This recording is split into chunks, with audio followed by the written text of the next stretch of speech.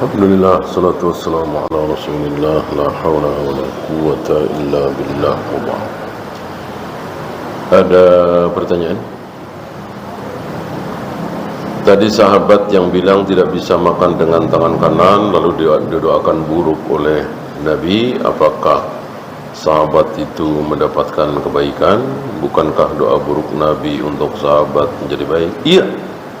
Iya, selain kebaikan yang tidak terlihat, ada kebaikan yang terlihat. Apa?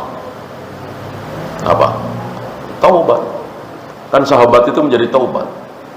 Setelah itu tidak lagi makan minum dengan tangan kiri. Waktu itu aja.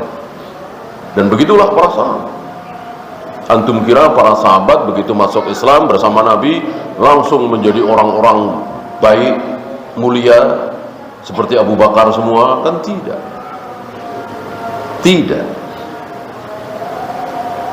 Proses,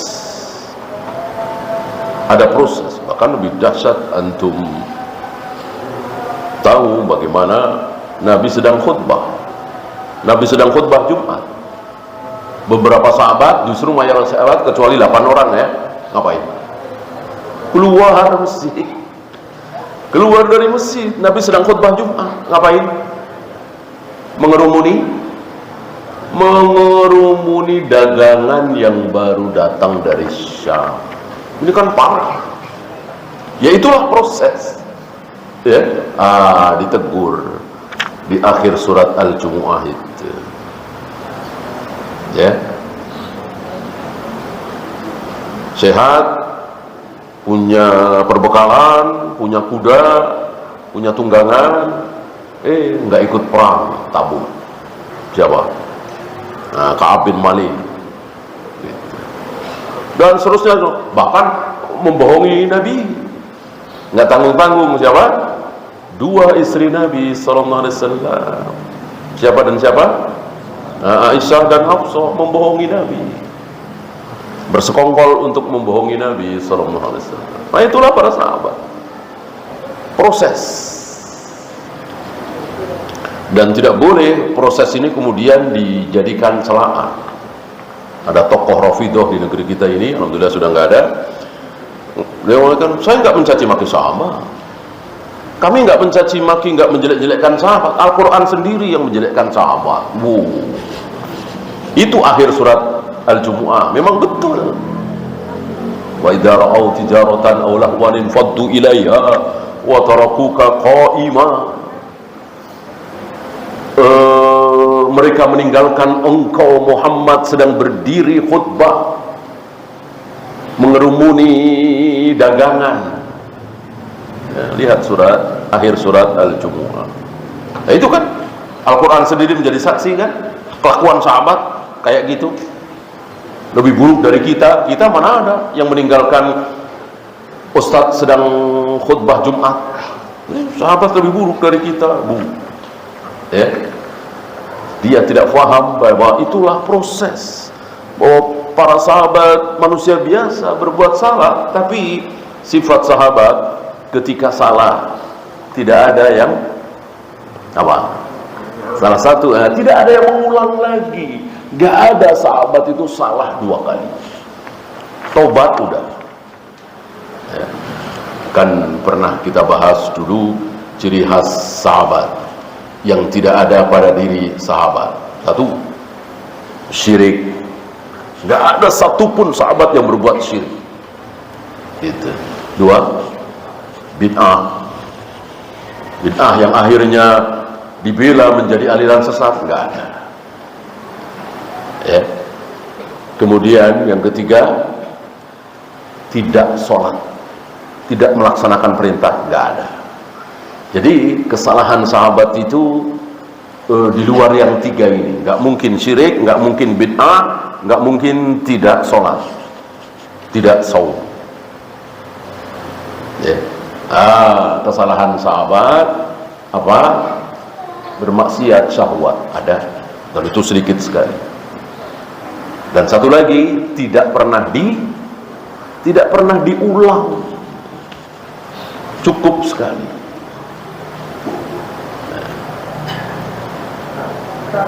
Ya. Assalamualaikum warahmatullahi wabarakatuh.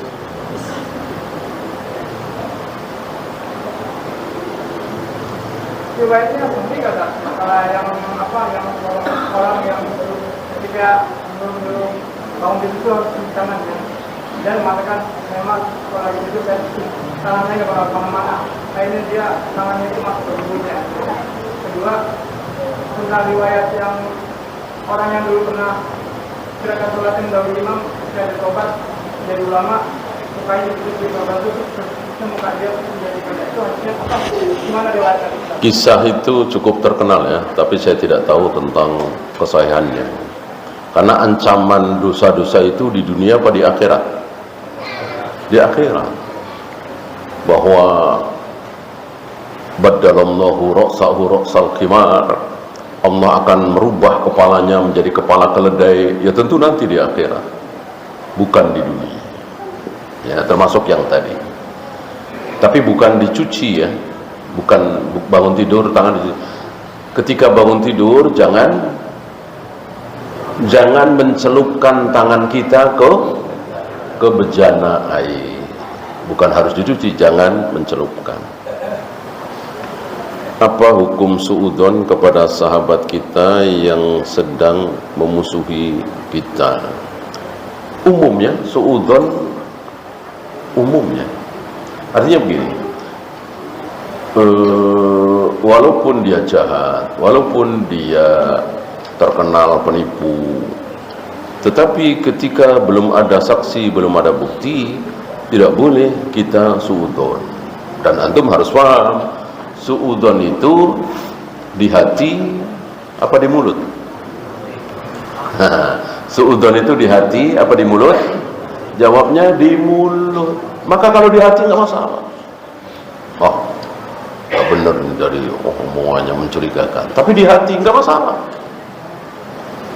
Nah kalau di mulut masalah. Jangan dengar omongannya kayak gitu. Penipu dia nih. Nah, ngomong kita jangan. Mana dalil? Iyyakum wadzon fa innadz-dzon akdzabul hadits. Jauhi oleh kalian suudzon itu, karena suudzon adalah seburuk-buruk ucapan, bukan seburuk-buruk apa yang ada di hati. Karena itu sekali lagi, kalau antum curiga, nipu nih, nggak bener nih, silakan, tapi di hati. Ya.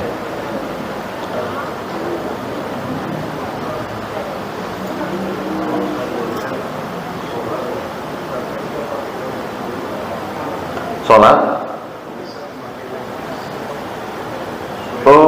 insya Allah sah menutup aurat, walaupun bukan yang terbaik ya. Jangan terlalu ketat gitu. Karena kita belum bisa menyimpulkan bahwa levis itu ciri khas orang kafir. Dulu mungkin ya, saya nggak bisa memberikan, tapi sekarang kita nggak bisa melihat ya bahwa itu bukan yang terbaik ya. Karena kan pakaian itu nggak boleh ketat. Biasanya levis itu kan umumnya ketat. Apa hukum main biliar? Permainan itu menjadi haram seperti voli, bola, basket. Apanya? Pakaiannya, campur aduknya laki perempuan, kemudian dijadikan sarana judi. Adapun inti dari permainan itu adalah haram, olahraga, nggak kita dapati, kecuali nardasir barangkali ya, yang dikatakan barang siapa yang bermain nardasir maka seolah-olah dia mencelupkan tangannya ke darah babi. Ini kan walaupun tidak sampai haram kan menjijikkan.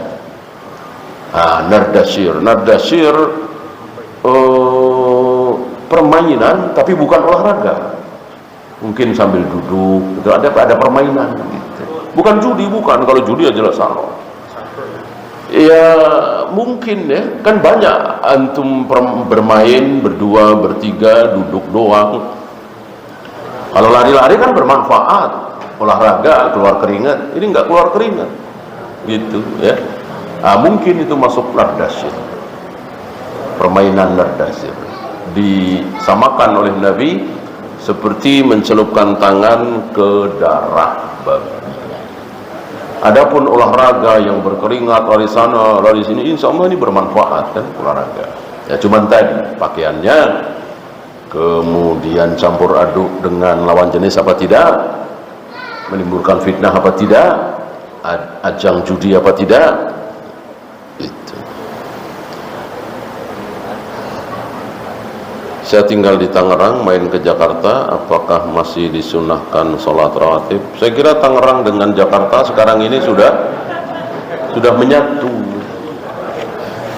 Dulu mungkin ya, nggak ada pembatas ya, nggak ada misalnya melewati hutan gitu kan, menyeberang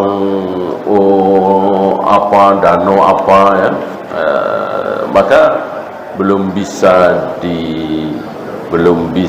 dikosong, masih wajib sholat jamaah, sholat Jumat. Mengenai azan, jawab azan karena kita jawab azan minta keutamaan, kita duduk aja di dalam azan Boleh, boleh. Tapi belum sholat tahiyatul masjid. Ya kalau belum sholat tahiyatul masjid kan jangan duduk.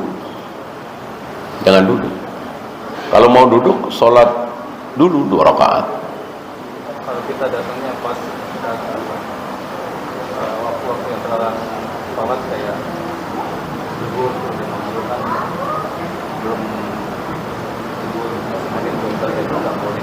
Belum azan. Kita berjalan karena takut diharapkan orang. Oh ya tunggu. Ketika menunggu kan itu kan hitungan menitnya. Mungkin 2 menit, 3 menit yang dilarang sholat. Ya kalau mau duduk sholat tahiyatul masjid duduk. Wallahu. Ya itu saja.